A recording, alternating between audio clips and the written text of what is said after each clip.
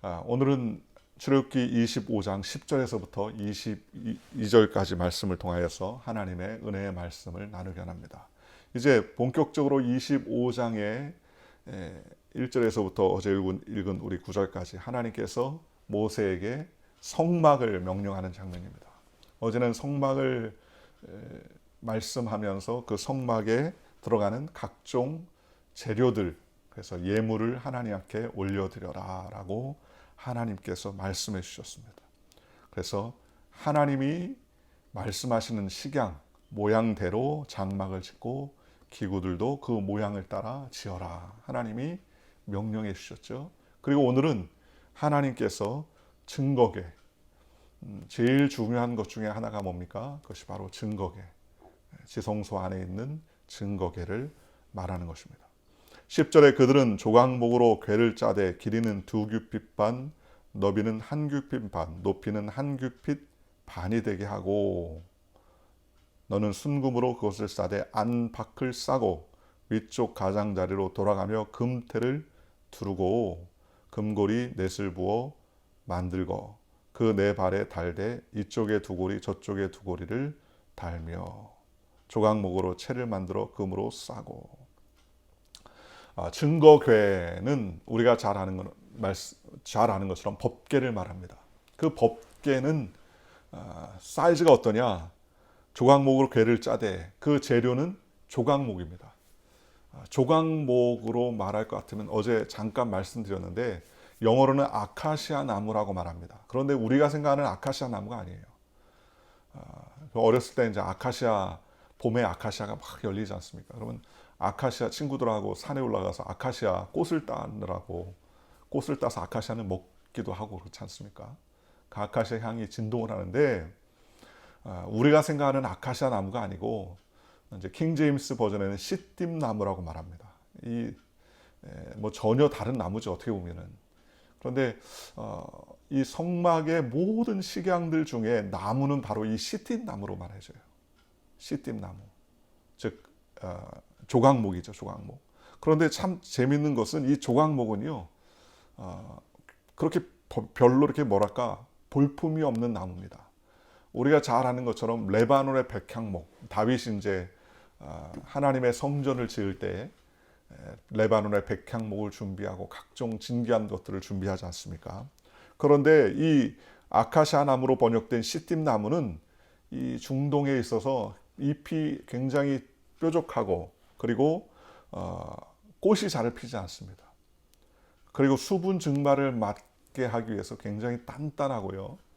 건조한 지방에서 오랫동안 생존할 수 있게 그렇게 된 그런 나무입니다. 그래서 가시가 많습니다. 볼품이 별로 없어서요. 별로 쓰지 못하는 나무 중에 하나입니다. 땔감으로 쓸까 별로 이렇게 뭐 건물 짓거나 무슨 재료를 만들 때 중요하게 쓰여지는 그러한 나무가 아니라는 겁니다. 어떤 목사님이 이 성막 지을 때 이 조각목에 깊이 연구를 하다가 굉장한 은혜를 받았다고 하는데 그 내용은 어떻습니까? 다윗이 성전 지을 때 백향목이나 이런 것에 비하면 조각목은 참 보잘것없는 하찮은 건축 재료라는 겁니다.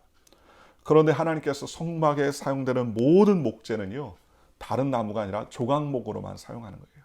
조각목으로. 특히 성전을 떠받치는 기둥을 다 조각목으로 만들지 않습니까? 그래서 조각목의 특징이 여러 가지가 있는데 첫째로 조각목은요, 서로 찌릅니다. 가시가 자라기 때문에 결이 심하게 꼬여서 모질어진 마디마디가 굉장히 그 앙마디가 많습니다. 인간으로 치면은요, 고난과 고생이 많아가지고 거친 성품이나 쓴뿌리가 많이 난다는 것이죠. 또 조각목은 가시가 많아서요, 바람이 불 때에 가지끼리 서로 찌릅니다. 부딪혀요. 서로 찔러대기 때문에 요란하다고 합니다. 이처럼 조각목은 모나고 찔러대는 성질이 있다는 겁니다. 우리도 마찬가지죠. 우리가 이 땅에 살면서 예수 믿고 거듭나고 하나님의 백성이 되었을지라도 우리가 신앙생활 하면서 서로 아픈 상처를 내기도 하고 찔리기도 하고 가정에서, 직장에서, 사회나 단체에서, 사람들이 모인 곳에서 거룩한 모습 아름다운 모습만 입는 좋은데 그렇지 않고 말이나 행동으로 본의 아니게 서로를 찌르고 또 찔러대기도 하고 찔림 받기도 하고 상처를 주기도 하고 상처를 받기도 한다는 겁니다. 상처를 주는 사람이 있으니까 상처를 받기도 하겠지만 나는 상처만 받습니다. 그렇지 않아요. 다 상처를 주는, 마치 그래서 이 조각모를 바라보면 우리 인간의 모습 아니겠는가. 흔한 조각목, 쓸모없는 조각목. 그리고 조각목은 바짝 마른 가지를 가지고 있습니다. 조각목의 두 번째 특징은요, 특별히 이 중동 지방에선 비가 별로 나오지가 않기 때문에 늘 비틀어질 정도로 바짝 마르고 있다는 겁니다. 그래서 조금이라도 수분을 더 보충하기 위하고 보존하기 위한 몸부림친 결과이기 때문에 수분을 최대한 방출을 막고 생존을 견뎌야 하는 그러한 사막 환경에서, 그래서 1년에 한두 차례 내리는 비로 1년을 지나야 되기 때문에요. 광야에서 생명력을 가지고서 살아가기 때문에 늘 비틀어질 정도로 바짝 말라있는 것이 바로 조각목이라는 것입니다. 오늘 우리의 모습이 그렇지 않습니까? 영적으로 하나님의 은혜의 공급이 없으면 우리는 세상에 살면서 좌절과 낭망을 하고 낙심을 하고 또 바짝 마른 조각목처럼 살아가지 않습니까? 영적 만족을 느끼지 못하면 정말 갈급한 인생이 될 수밖에 없지 않습니까? 다윗은 그런 시편에 고백하기를 목마른 사슴이 시냇물을 찾기에 갈급함 같이 내 영혼이 주를 찾기에 갈급합니다 라고 그렇게 고백을 했습니다. 또 조각목은요, 사막에서 모래바람과 또 척박한 환경 가운데서 자라는 나무라서 살아있는 그 자체가 외로움의 연속입니다. 그래서 조각목은 이런 아주 좋지 않은 환경에서 자라기 때문에 억세기도 하고 억센 악마디가 굉장히 많습니다. 어떻게 보면 옹의가 많다는 거죠. 그렇죠? 그렇기 때문에 뿌리에서 만들어진 진액을 원활하게 공급받는 일도 매우 어렵다는 겁니다. 우리의 삶도 마찬가지죠. 우리가 천국 가는 그날까지 이 세상은 나그네의 길이다. 나그네의 길은 늘 해피하지 않지 않습니까? 그렇죠? 외롭습니다. 고통의 연속일 때가 있습니다. 예수 믿는다는 이유 때문에 애매한 고난과 역경을 만날 때도 있습니다. 은연중에 고립을 당하기도 하고 또는 여러 가지 어려움을 만날 때도 있고 뜻하지 않는 그러한 따돌림을 당할 때도 있습니다.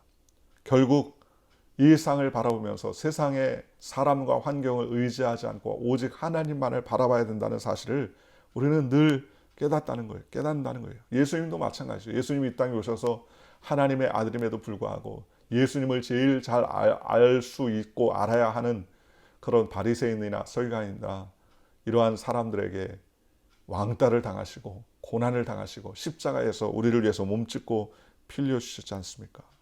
그죠? 우리의 조각목의 모습이라는 것입니다. 그러니 우리가 조각목임을 인정하면 하나님의 은혜가 있다는 것입니다. 특별히 조각목으로 하나님께서 성막의 모든 식양들을 준비했는데요. 이 조각목으로 성막을 준비할 때에 제일 첫 번째 해야 되는 것이 뭡니까? 그것은 껍질을 벗겨내야 된다는 겁니다. 조각목을 갖다가 가져다가 제대로 쓰려면 껍질을 벗겨내야 돼요. 시띠나무는요, 커다란 가시가 많고 심하게 뒤틀려 있기 때문에 가지 있는 그대로 사용하면 절대로 성물이 될 수 없습니다. 악마디도 굉장히 많기 때문에 그대로 사용할 수 없습니다. 그래서 조각목을 사용하기 위해서는 제일 먼저 해야 하는 일은 뭡니까? 잘라야 된다는 거예요. 성전 기둥이나 오늘 성막 안에 있는 지성소 안에 있는 법궤를 만들 때 뭘 어떻게 하겠습니까? 하나님께서 말씀하시기를 2규핏 반, 길이는 2규핏 반. 한 규핏이 뭐냐면 이 성인 남성 팔꿈치에서부터 중지까지의 길이가 한 규핏입니다. 약 47.5cm 정도 되는데요. 편하게 계산하기 좋으면 50cm라고 치십시다. 이 한 규핏이 50cm.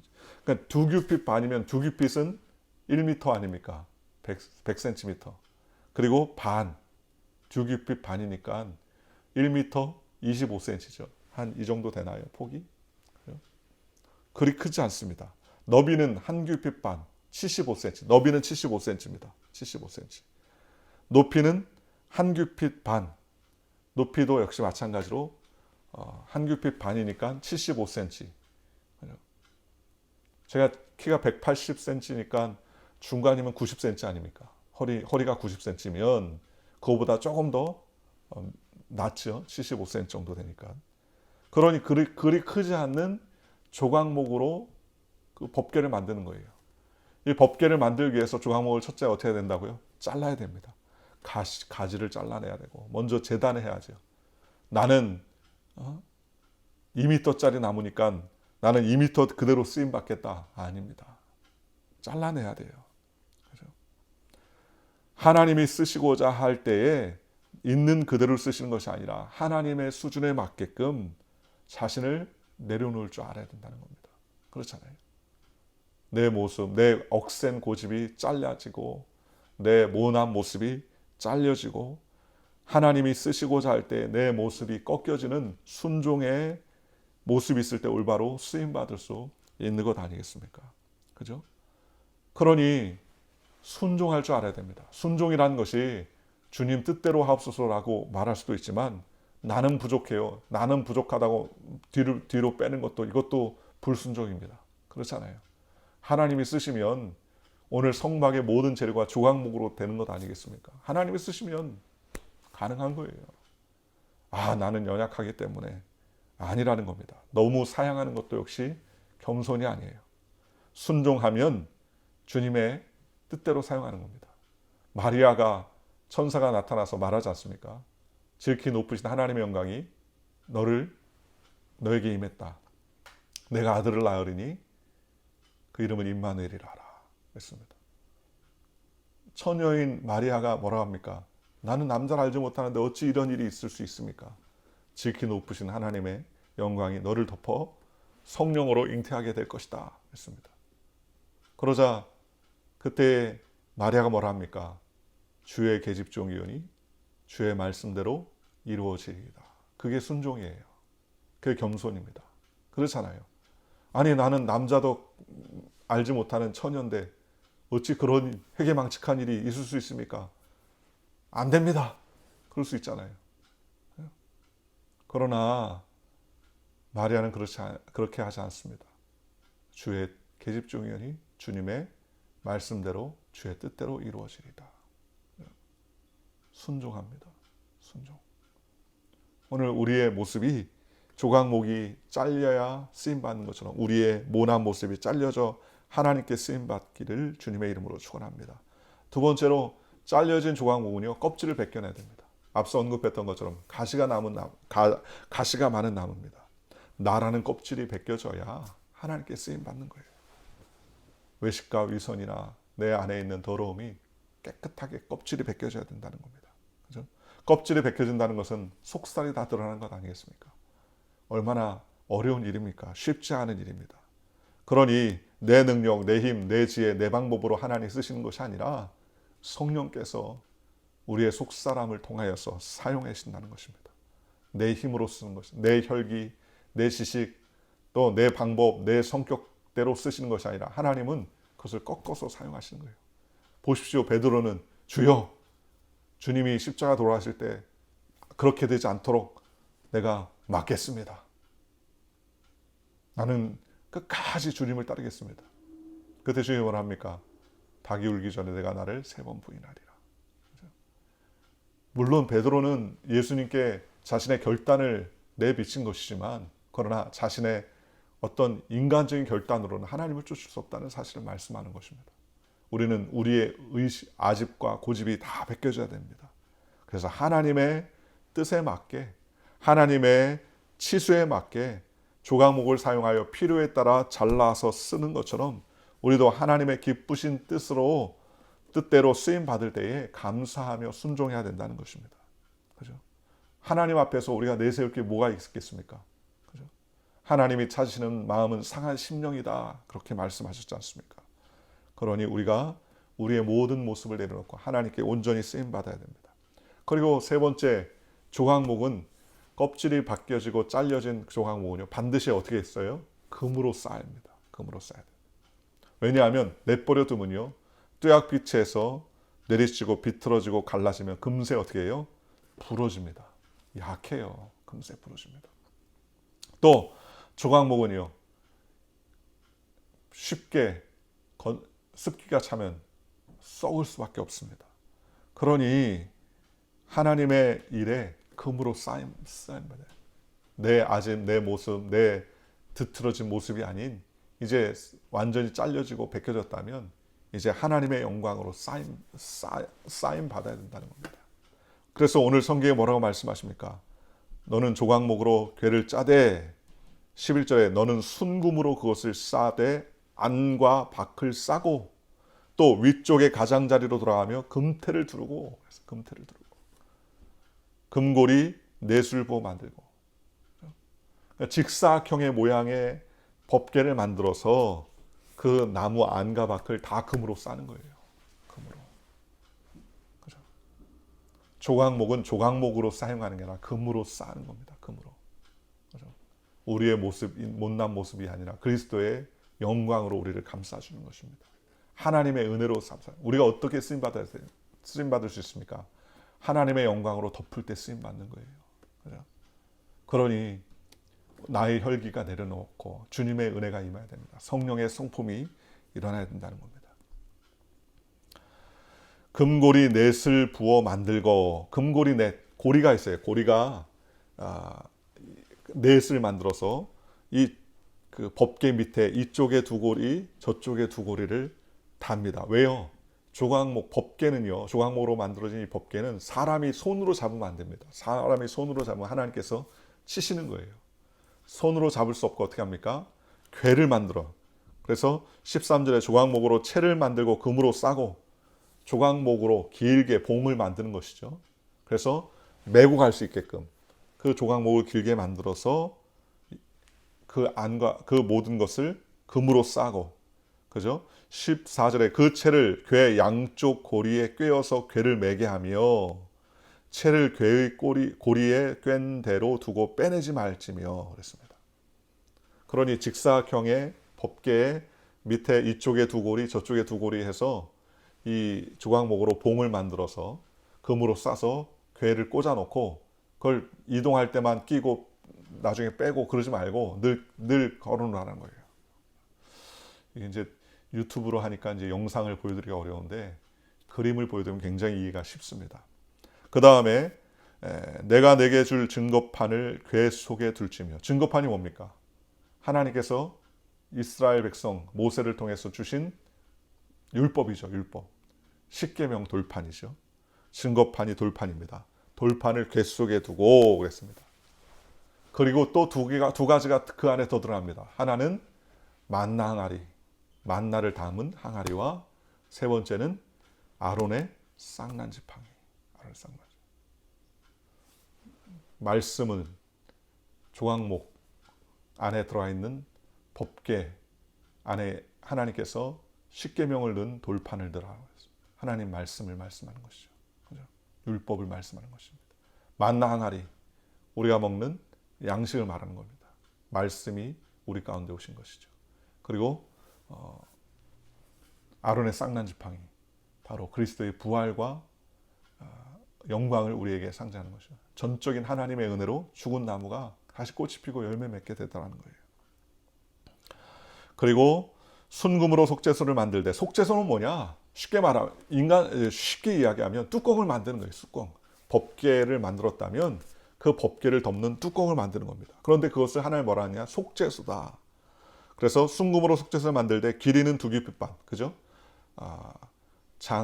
그 법궤의 길이가 2규빗 반이었으니까 똑같은 2규빗 반, 너비는 1규빗 반 똑같이 되게 하고, 금으로 그룹 둘을 속죄소 두 끝에 쳐서 만들 때, 금 한 덩어리로 이 뚜껑을 만들 때 뚜껑 위에 뭐가 있어요?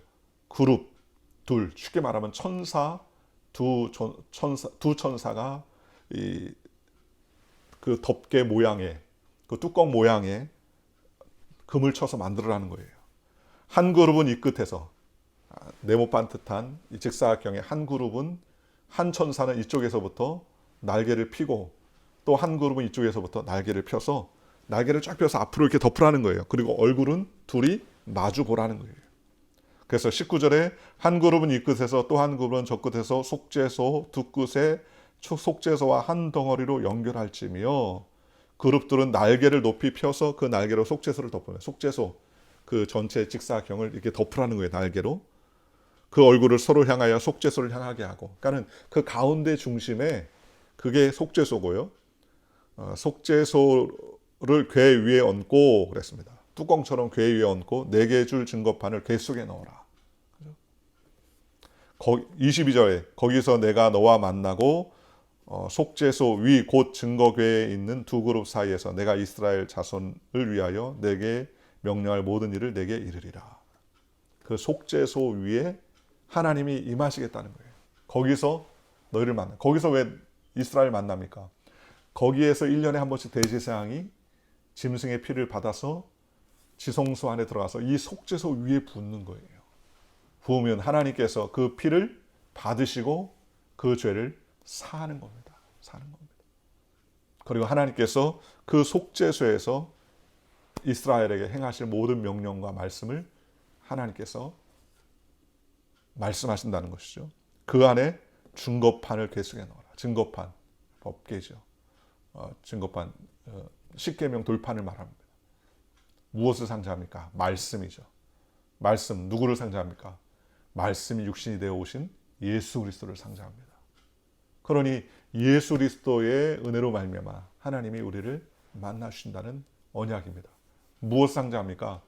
예수 그리스도께서 다시 오시고 우리 가운데 은혜의 보좌, 속죄소가 되실 것을 우리에게 예표해 주고 계시다는 것입니다. 오늘 성막의 가장 중요한 포인트 중에 하나가 바로 이 법궤입니다. 법궤는 조각목으로 만들어져 있습니다. 아무것도 볼품이 없는 조각목이지만 하나님이 사용하시면 안과 밖을 금으로 싸서 하나님의 말씀이 만나의 항아리가 아론의 쌍나지팡이가 거할 수 있는 그러한 속죄소가 되고 거기에서 주님은 그 피를 보고 죄를 사하며 이스라엘 백성들, 하나님의 성민들을 만나주겠다 말씀해 주셨습니다. 오늘 우리는 십자가를 의지하여 조각목 같은 인생이지만 주님의 은혜로 덮여져서 쓰임받는 저와 여러분들 되시기를 주님의 이름으로 축원하고 하나님 앞에 부복하고 예수 그리스도의 말씀을 붙잡고 의지하며 달려가는 복되고 존귀한 주의 일꾼들 되시기를 주님의 이름으로 간절히 축원합니다. 기도하겠습니다. 좋으신 아버지.